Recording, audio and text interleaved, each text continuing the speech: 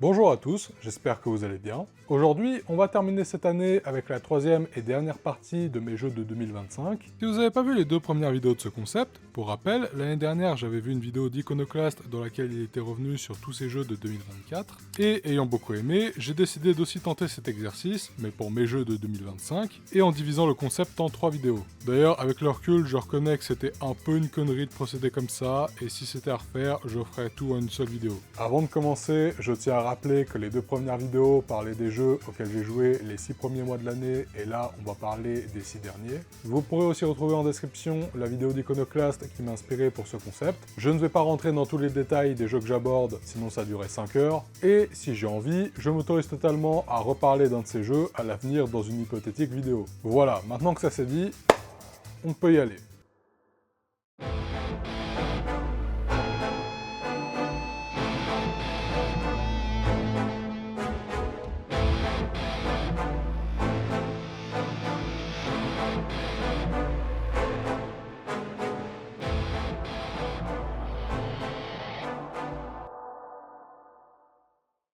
Bon, déjà, j'ai commencé ce mois de juillet en refaisant ma trilogie de cœur, les Batman Arkham. Pourquoi? Eh bien parce qu'à ce moment-là, Batman Arkham Knight, le dernier volet de Rocksteady, fêtait ses 10 ans. Et du coup, je me suis dit que ce serait une bonne occasion pour les refaire. De plus, ça faisait depuis ma première vidéo sortie il y a 3 ans que je n'y avais pas retouché. D'ailleurs, si vous faites partie de ceux qui m'ont découvert à l'époque de cette vidéo, déjà je vous remercie d'être encore là 3 ans plus tard. Mais justement, là où en temps normal, je vous aurais renvoyé vers cette vidéo, là, je vais me permettre de redonner mon avis sur ces 3 jeux sans pour autant rentrer dans les détails. Si vous voulez un avis plus détaillé, allez la voir, mais en attendant, voici mon avis rapide. Bon, déjà, commençons par le commencement, Arkham Asylum. Arkham Asylum, c'est toujours un bon jeu et une bonne première partie de trilogie. C'est un jeu qui pose les bases de ce que va devenir la licence, et encore aujourd'hui, c'est des bases solides. Entre la direction artistique, très sympathique, une histoire qui l'est tout autant, sans pour autant être révolutionnaire, mais aussi et surtout son gameplay à base d'attaque et de contre. Le tout ponctué par des gadgets, des phases d'énigmes et la mécanique de la cape qui nous permet de planer. C'est toujours aussi agréable à prendre en main, et même si Batman est un peu plus rigide que dans les suites, le combat envoie toujours du punch. Au niveau de sa structure, Arkham Asylum est, contrairement à ses suites, essentiellement linéaire.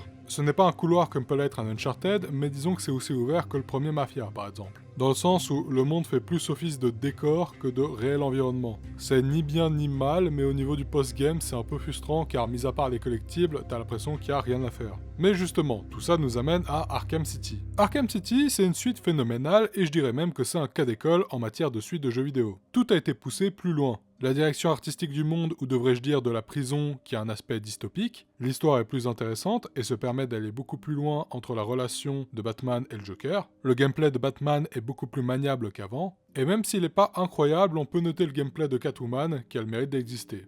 Mais la grosse nouveauté par rapport à son aîné, c'est que ce dernier a abandonné sa structure linéaire et a opté pour un monde ouvert. Un monde ouvert qui au niveau du level design a un peu vieilli, mais qui est toujours aussi plaisant visuellement. Bref, Arkham City ça reste un bon jeu, voire très bon jeu. Et enfin, Arkham Knight. Batman Arkham Knight, c'est l'opus qui conclut la trilogie de Rocksteady. Mais à titre personnel, c'est aussi mon opus préféré, ainsi qu'un de mes jeux de cœur. Premier degré, je crois qu'à part les trophées à la con de le mystère, j'aime tout dans ce jeu. Entre son monde de taille raisonnable et sa direction artistique qui arrive parfaitement à mélanger l'aspect fantastique et réaliste de la ville de Gotham, dans les comics, la plupart des quêtes secondaires sont bonnes et mettent bien en scène les ennemis de Batman, l'histoire est vraiment géniale et offre une dernière aventure épique, touchante et maîtrisée pour le Chevalier Noir. D'ailleurs, encore aujourd'hui, c'est une de mes histoires préférées autour de lui. La Batmobile, la dernière grosse nouveauté de la saga, qu'à titre personnel j'aime beaucoup, même si je reconnais que c'est un peu une savonnette. Et le gameplay de Batman qui n'a jamais été aussi agréable à contrôler. Les combats sont d'une fluidité et d'un dynamisme ahurissant. Le tout procure un sentiment de puissance manette en main vraiment impressionnant.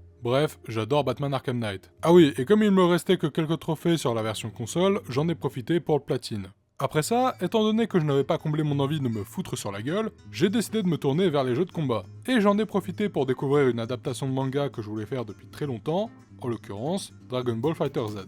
Alors, je dois vous avouer un truc. Autant j'adore les mangas et c'est une de mes passions principales dans la vie, autant j'avoue que je suis pas le plus grand connaisseur de Dragon Ball. Mes connaissances se limitant surtout à DBZ, et du coup ça fait que pour ce qui est du mode histoire, quand bien même l'histoire est propre au jeu, il y a des fois j'étais un peu paumé et ça m'a un peu ennuyé. Par contre pour le reste, qu'est-ce que c'est incroyable. Le cel shading et la direction artistique sont magnifiques, Les musiques sont bonnes et le gameplay est très bon, et réussit l'exploit d'être à la fois facile à prendre en main et très technique, offrant une multitude de combos mettant en scène les techniques cultes des personnages. Mais la particularité de Fighter Z, c'est que c'est un jeu de combat en tag assist. Autrement dit, au lieu de contrôler un seul personnage, on peut en sélectionner plusieurs et switcher le personnage en combat, ou juste les invoquer pour faire une attaque. Dans Fighter Z, on peut aller jusqu'à 3 personnages, et visuellement ça peut être un peu le bordel, mais c'est joli à regarder. Après, le seul truc que j'aurais à redire avec cette mécanique, qui est à la fois une qualité et un défaut, c'est que les personnages ont un gameplay similaire. Genre par exemple, vous pouvez faire une équipe avec Goku, Cell et Majin Buu, mais leurs contrôles resteront très similaires et vous serez pas paumé.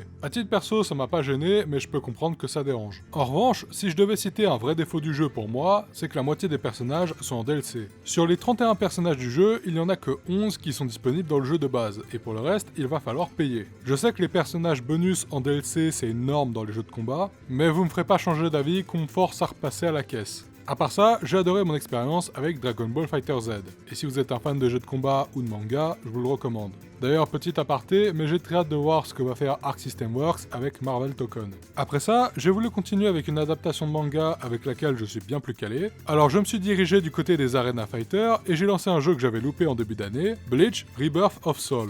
Alors, de 1, oui, je sais, le jeu est sorti en mars, mais je fais ce que je veux. Et de 2, oui, je sais, il a des gros problèmes évidents. Entre l'aliasing qui dégueule de partout, les textures du décor qui vont de acceptable à dégueulasse, ou encore des bugs et des crashs sur PC. D'ailleurs, je tiens à souligner qu'à sa sortie, il fallait mettre votre PC en japonais pour que le jeu fonctionne. Et puis, il y a aussi le mode histoire, qui est certes très généreux, et qui adapte le manga jusqu'au tome 48, soit jusqu'à la fin de l'arc à Rancard, mais qui est mis en scène de manière si ennuyante et statique que ça rend pas du tout honneur à l'histoire d'origine. Et pour ça, je vous recommande vivement d'aller lire le manga. Mais aussi fou que ça puisse paraître, j'ai passé un bon moment sur le jeu, et ce pour une unique raison, son gameplay. Comme je l'ai sous-entendu précédemment, Bleach Rebirth of Soul est un arena fighter, mais un peu particulier. Contrairement à Naruto Storm, ici vous ne pouvez pas vous balader partout dans le décor, vous êtes relié par une sorte de lien invisible avec votre adversaire, et les combats fonctionnent avec un système de points de vie. Vous et votre adversaire avez 9 vies, et le but va être de descendre la barre de votre adversaire jusqu'à ce que cette dernière devienne rouge. Et vous pourrez faire une attaque spécifique qui lui enlèvera un certain nombre de vies. Pour ce qui est des combats en eux-mêmes, eh bien là aussi il vous faudra connaître les combos des personnages, mais ici la garde, la contre-attaque et l'esquive auront une place bien plus importante, car en fonction de si vous les maîtrisez, vous pourrez bien enchaîner l'adversaire.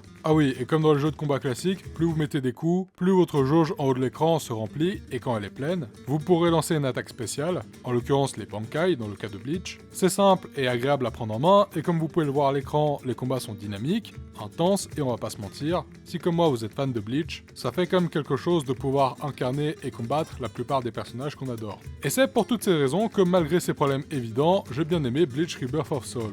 J'ai ensuite enchaîné avec la grosse sortie de ce mois de juillet, Donkey Kong Bonanza. Et bah j'ai été déçu.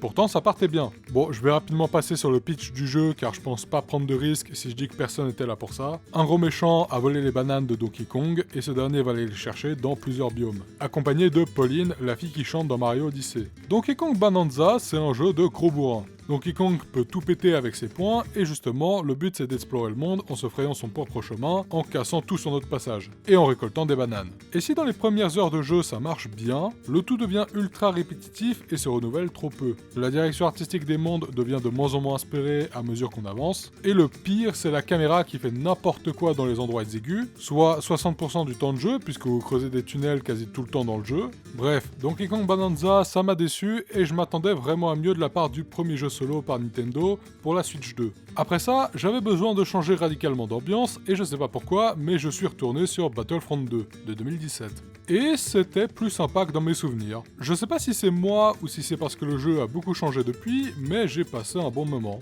Je vais pas en parler plus que ça parce que j'ai surtout passé la majorité de mon temps de jeu dans le mode suprématie, un mode de jeu qui consiste en gros à dominer plusieurs points clés de la map ou à les voler à des adversaires. Bref, Battlefront 2 c'était sympa, j'y ai repassé une dizaine d'heures après quelques années. J'ai ensuite terminé mon mois de juillet avec Fury. Développé par les Français de The Game Breakers et sorti en 2016, Fury c'est ce qu'on peut appeler un boss rush. Un jeu dans lequel on ne fait qu'enchaîner les boss et j'ai adoré. Niveau gameplay, on affronte des boss avec chacun leur propre pattern et attaque. Ils ont plusieurs phases et à chaque fois leur attaque évolue et devient plus dangereuse. Quant à vous, vous devrez jongler entre attaque à distance au pistolet, dash pour esquiver, attaque au corps à corps ou simplement garder. Certains boss mettront certaines mécaniques en avant plus que d'autres, mais ils ont tous pour point commun d'être exigeants. Les combats sont très bien faits, la direction artistique est originale et c'est pour toutes ces raisons que je vous le recommande.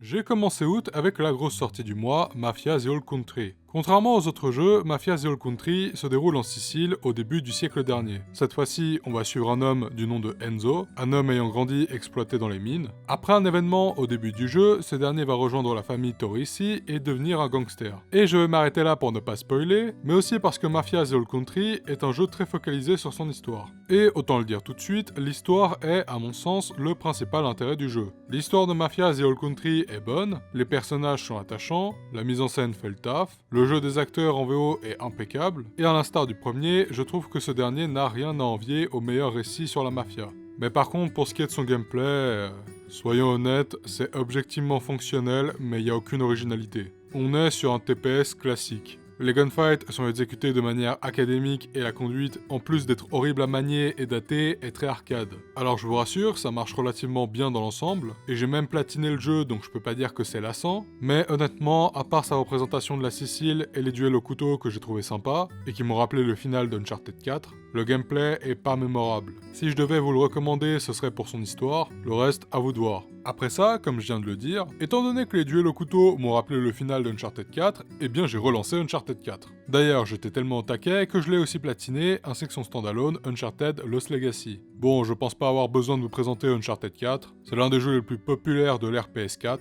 À titre personnel, je vous dirais simplement que c'est le jeu de Naughty Dog que j'aime le plus, que ce soit pour son histoire, sa mise en scène, les performances des acteurs, la direction artistique, sa technique qui ne vieillit pas, et son gameplay simple mais efficace, entre gunfight, plateforme et énigme. Je sais que c'est pas l'épisode préféré des fans, mais perso c'est le mien, et à mon sens, c'est encore aujourd'hui une des meilleures conclusions de saga de jeux vidéo. Pour ce qui est de Uncharted Lost Legacy, j'ai pas grand chose à dire. C'est toujours un standalone que je trouve très sympathique, mais niveau gameplay, il peine à se détacher d'Uncharted 4. Mais très sympa quand même. Après avoir enchaîné 3 jeux et 3 platines massifs, j'avais besoin d'enchaîner avec un jeu très court. Donc je me suis tourné vers les indés et j'ai découvert The Dark Queen of Mortallum. Pour vous le décrire grossièrement, c'est un peu comme une sorte de Souls-like inversé. Ici, on incarne un archétype de boss de jeu vidéo et on doit combattre un personnage qui réapparaît en boucle et qui progresse à chaque essai. Et j'ai adoré. C'est très court, mais c'est une réflexion sur l'apprentissage et sur la ludonarration que j'ai trouvé très intéressante, et je vous le recommande. Ah oui, et à la base, c'était pas prévu, mais j'ai débloqué tous les succès du jeu intuitivement, donc ça fait un jeu à 100% en plus. Enfin, j'ai terminé le mois d'août avec l'un des jeux que j'attendais le plus cette année, Sword of the Sea. Pour vous donner une idée, Sword of the Sea, c'est un jeu qui est dans la même veine que Journey et Abzu. Et si je les cite, ce n'est pas un hasard, puisque le jeu a été développé par d'anciens développeurs de ces deux jeux. D'ailleurs, j'aimerais en profiter pour évacuer le seul reproche que j'aurais à faire au titre. Oui, ce dernier peine à se démarquer de ses références, et certains moments ressemblent vraiment à un pastiche de Journée. Mais en dehors de ça, j'ai adoré le jeu. La direction artistique est magnifique, les musiques sont agréables, le gameplay glissade est cool et c'est tellement apaisant. Je sais pas si c'est juste qu'il est tombé au bon moment pour moi, mais en tout cas, j'ai adoré. Je l'ai platiné et je vous le recommande.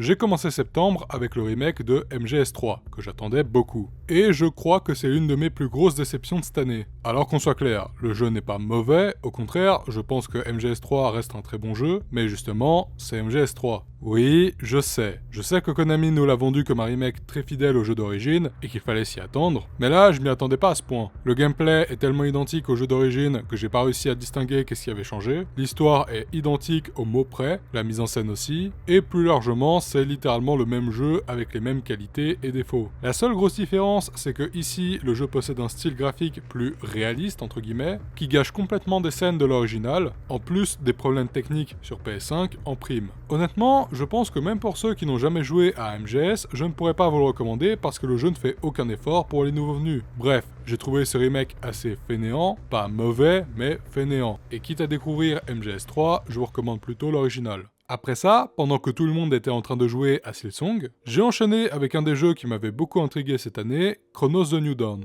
Développé par Bloober Team, le studio derrière le remake de Silent Hill 2, Chronos The New Dawn se déroule en Pologne, ou plutôt devrais-je dire dans une Pologne post-apocalyptique avec des humains qui ont été contaminés par un virus qui les a transformés en monstres difformes. Le tout avec des failles spatio-temporelles. Dans tout ça, vous incarnez la Voyageuse, une sorte d'entité qui a pour mission de localiser et récupérer un certain nombre de personnes qui pourraient l'aider à sauver la Terre. On va alterner entre la temporalité de la Pologne dévastée et celle du passé au moment où c'est parti en vrille. Et j'ai bien aimé le jeu. Alors, je vous le dis d'emblée, il n'y a rien de révolutionnaire. En l'occurrence, ici, on est sur un survival horror qui se joue comme Dead Space, à la différence qu'ici, on décapite pas des monstres. On doit les empêcher de fusionner. Et niveau histoire, on lande plus du côté mystique et post-apo que du thriller spatial. D'ailleurs, je vous avoue que l'histoire, c'est pas le point où j'ai le plus accroché. Mais c'est pas grave, puisque le tout est compensé par le reste du jeu. Le gameplay et les énigmes sont efficaces, les environnements sont très bons, et j'aime beaucoup cette vision horrifique de la Pologne. Ah oui, et le sound design est incroyable.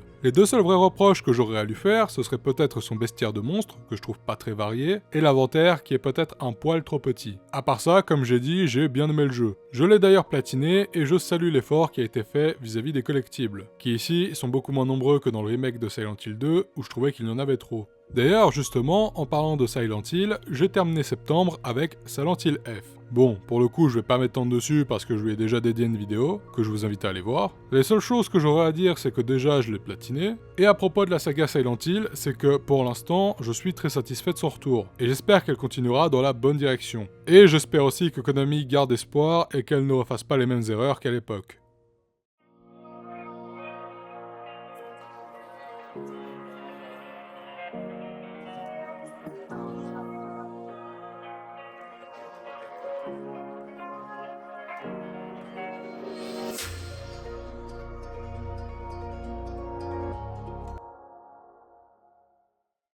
Alors oui, je sais, laissez-moi m'expliquer. En fait, la raison pour laquelle j'ai décidé de réunir octobre et novembre, c'est tout simplement parce que j'ai pas joué à beaucoup de jeux et qu'ils m'ont occupé pendant ces 2 mois. Alors j'ai décidé de les réunir en un chapitre. J'ai débuté octobre avec la suite de l'une de mes exclusivités PS4 préférées, Ghost of Yotei. Et alors, avant de parler de ce dernier, il faut que je vous parle un peu de Ghost of Tsushima, pour comprendre comment j'abordais cette suite. Comme pour beaucoup de gens, Ghost of Tsushima, ça a été un gros coup de cœur personnel. Alors qu'on s'entende, le jeu n'avait rien de révolutionnaire et il est loin d'être parfait. D'ailleurs, je trouve que les gens abusent un peu avec lui sur internet. Factuellement, on était sur un open world très inspiré des vieux Assassin's Creed, mais ça ne m'a pas du tout empêché de tomber sous son charme. Sa direction artistique à la fois stylisée et fantasmée de l'île de Tsushima était magnifique, les quêtes secondaires étaient tellement bonnes et marquantes que je les ai préférées à l'histoire principale, les musiques étaient sympathiques, et le système de combat était vraiment plaisant à prendre en main. Son seul défaut étant pour moi l'absence de lock. Bref, c'était un jeu que j'avais beaucoup aimé, mais pour autant, j'en attendais pas une suite. Parce que je voyais pas comment Sucker Punch pouvait faire évoluer son monde, et l'histoire de Jin semblait achevée à la fin du jeu. Mais au final, contrairement à ce que je pensais, Sucker Punch a fait une suite. À la différence que Ghost of Yotei se passe 300 ans après le premier jeu, ce dernier se situe sur une autre île du Japon,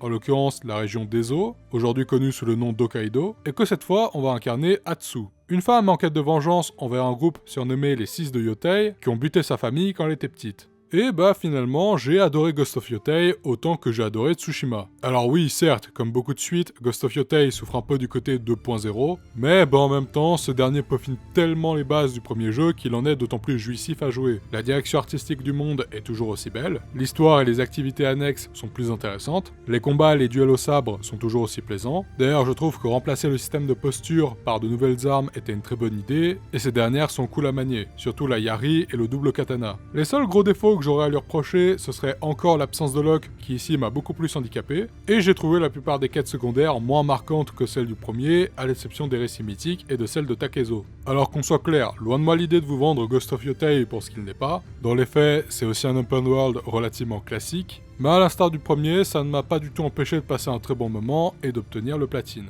D'ailleurs, à ce propos, je crois que parmi tous les platines que j'ai fait cette année, c'est un de ceux qui a été fait le plus naturellement possible. Dans le sens où j'ai même pas fait attention à la liste de trophées à récupérer pendant la majorité du jeu. Ce qui fait que dans l'ensemble, j'ai beaucoup apprécié le faire sans vraiment m'en rendre compte. Après ça, à la base, je comptais me lancer sur les autres sorties d'octobre, mais je sais pas pourquoi, c'est à ce moment-là que m'est venue une idée d'une hypothétique vidéo sur un jeu dont je suis même pas sûr qu'il sorte un jour, et ce jeu, c'est Elden Ring. Bon, loin de moi l'idée de vous faire l'affront de vous présenter Elden Ring, c'est très certainement l'un des jeux les plus populaires de cette décennie, et dans mon cas, comme on dit, jamais 203, après avoir relancé et platiné Sekiro et Bloodborne, j'ai relancé et platiné Elden Ring. J'avais déjà joué une première fois à Elden Ring à l'époque de sa sortie sur PC, et quand bien même c'est pas mon From Software préféré, ça reste un très bon jeu. Ce dernier continue de peaufiner la plupart des qualités qu'on retrouvait dans les autres jeux du studio, le monde est beau et donne envie d'explorer. Les seuls reproches que j'aurais à lui faire, c'est déjà le recyclage de certains boss, et les habituels problèmes de caméra sur les grosses créatures, et le fait que pour maintenir une certaine difficulté, les boss abusent des attaques de zone. Je sais que c'est quelque chose qui est dû au fait que la structure du monde est plus éclatée, et que par conséquent, le joueur peut arriver avec un niveau trop haut pour le boss, mais bon, je pense qu'ils auraient pu trouver un meilleur moyen de réguler ça. Mais à part ça, c'était globalement un plaisir de refaire Elden Ring, et je pense que c'est une bonne porte d'entrée pour les jeux de From Software.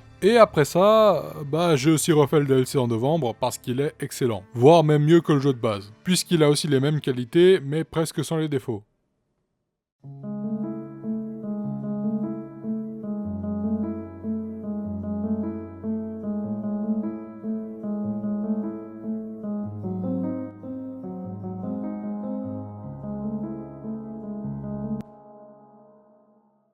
Bon, au moment où j'écris ces lignes, nous sommes en mi-décembre 2025, les Game Awards sont déjà passés, mais quand bien même il me reste encore la moitié du mois, je sais que je vais pas avoir le temps de jouer à beaucoup de trucs. Pour l'instant, sachez que le seul jeu que j'ai lancé c'est Metroid Prime 4, et je sais pas trop si je vais le continuer parce que pour l'instant j'accroche moyennement. Après ça, j'avais prévu pour janvier de faire les portages PS5 de Yakuza 0, 1 et 2, mais c'est aussi possible que je fasse routine parce que le jeu m'intrigue beaucoup. Mais sinon voilà, c'était tous mes jeux de 2025. Au final, cette année, j'aurais joué à 40 jeux, platiné 18 d'entre eux et joué à 14 sortis en 2025. Personnellement, si je devais décrire mon année 2025 en termes de jeux, je dirais surprenant. Surprenant parce que beaucoup de jeux que j'attendais se sont avérés être bons sans plus ou alors décevants, tandis que ceux que j'attendais pas du tout se sont avérés être des gros coups de cœur de l'année. Cela dit, je crois qu'entre les jeux sortis cette année et ceux d'il y a plusieurs années, j'ai eu un plaisir globalement équivalent. J'ai aussi découvert cette année plus de jeux que de jeux refaits, mais mon plus gros changement dans ma manière de jouer à des jeux, c'est que j'ai appris à aimer les platiner pour certains. D'ailleurs, c'est quelque chose que je compte continuer l'année prochaine. D'ailleurs, en parlant de l'année prochaine, il y a des sacrés jeux qui arrivent. Ah oui, et pour ceux qui se demandent qu'est-ce qui m'intéresse l'année prochaine, voici ma liste.